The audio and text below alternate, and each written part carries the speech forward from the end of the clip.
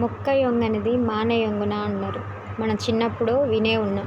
అవును, చిన్నప్పుడు వంగిన వాళ్ళే. చిన్నప్పుడే మొక్క వంగడం అని అంటే ఏదో విరగ్గొట్టడం మొక్కకు సంబంధించి కాదు, మనుషుల గురించే. నాకు తెలిసి నా చిన్నప్పటి నుంచి మాత్రం ఈ మధ్య కాలంలోనే చిన్న చిన్న పిల్లలకు కూడా డిప్రెషన్స్, క్షణికంలో 16, 14, 15 సంవత్సరాలకి క్షణికావేశంలో నిర్ణయాలు తీసుకోవడం, డ్రగ్స్కి అలవాటు అవ్వడము, లేకపోతే ఫోన్కి అడిక్ట్ అవ్వడము, ఇంకే దేని వల్లనో కానీ కొంచెం చాలా అసలు సిల్లీ విషయాలకు కూడా సూసైడ్ చేసుకోవడం, డిప్రెషన్లోకి వెళ్ళిపోవడం, మానసిక వ్యాధులు రావడం. అసలు ఏది మా చిన్నప్పుడు అయితే మానసిక వ్యాధి అంటే తన ఏదో ఒక జబ్బది అంతే.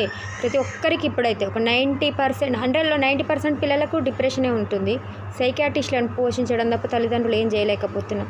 ఆలోచించండి, చిన్నప్పటి నుంచి వాళ్ళ ఆలోచన తీరు, వాళ్ళ పెంపకం ఎలా పోతుందో మనమే గమనించుకోవాలి. తల్లిదండ్రులుగా ఇది కూడా మన బాధ్యతే. మంచి ఐఐటి కాలేజీలో, స్కూల్లో చదివించడం కాదు, వాళ్ళ మానసికంగా ఎలా వెళ్తున్నారో చిన్నప్పటి నుంచే ఉంచడం నేర్చుకుందాం.